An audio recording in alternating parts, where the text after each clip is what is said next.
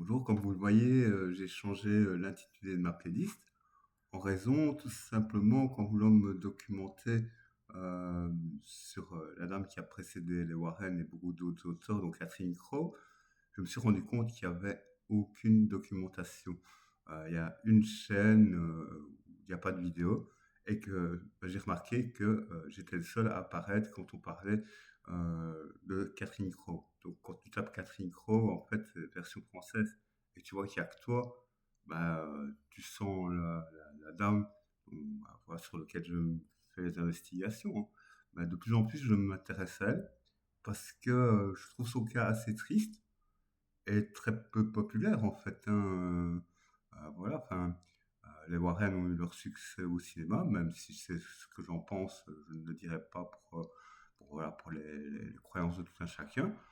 Mais, en ce qui concerne Catherine Crowe, voilà, enfin, elle a lancé le genre, elle a consacré toute sa vie, fait des études scientifiques, elle n'a pas gagné énormément au final. Elle a fini, comme je l'ai dit dans la dernière vidéo, de façon très humble. Mais en ce qui concerne les documentaires sur sa vie, c'est très difficile et je vais vous expliquer pourquoi.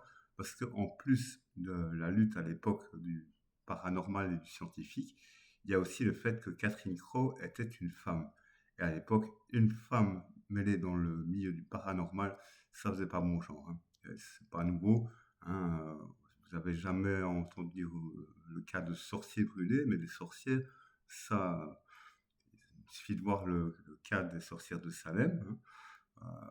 Je sais bien, ça fait frémir quand on parle des sorcières de Salem, mais voilà, historiquement, les sorcières de Salem étaient juste ce qu'on pourrait appeler maintenant des naturopathes. Mais effectivement, enfin, c'était voilà, toute femme qui avait une certaine notoriété à l'époque, que ce soit à ce niveau-là, au niveau des guérisseuses, au niveau politique, voilà, elle finissait très vite au bûcher. D'ailleurs, regardez, il n'y a pas que des sorcières de Salem, on a Jeanne d'Arc, et je peux vous citer des millions de trucs.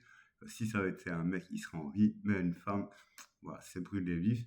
Et malheureusement, encore maintenant, on retrouve ce phénomène de misogynie dans la société actuelle, et croyez-moi, plus qu'on ne pourrait le penser, hein, voilà.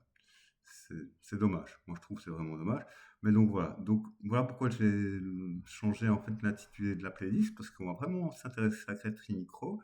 Ici, je vais vraiment aller dans le vif du sujet, parce que comme j'ai peu de renseignements dans les livres, etc., donc je vais m'adresser à une spécialiste en psychologie, voilà, qui va me parler un peu le pourquoi on finit dans l'état exactement dans lequel Catherine Crowe s'est retrouvée en fin de carrière.